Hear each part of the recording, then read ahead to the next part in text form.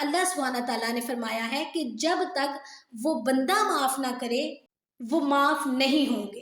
یعنی انسان جب ایک انسان کو تکلیف دیتا ہے، میں آپ کو ہرٹ کر رہی ہوں، میں نے آپ کی دل آزاری کی ہے، تو جب تک میں آپ سے معافی نہیں مانگوں گی تب تک وہ معاف نہیں ہوں گے۔ حقوق اللہ کے ساتھ ساتھ حقوق العباد کی ادائیگی در حقیقت راہ نجات ہے، نجات کا رستہ ہے۔ اللہ سبحانہ تعالیٰ نے کئی مقامات پر حقوق العباد کی ادائیگی کا حکم فرمایا ہے۔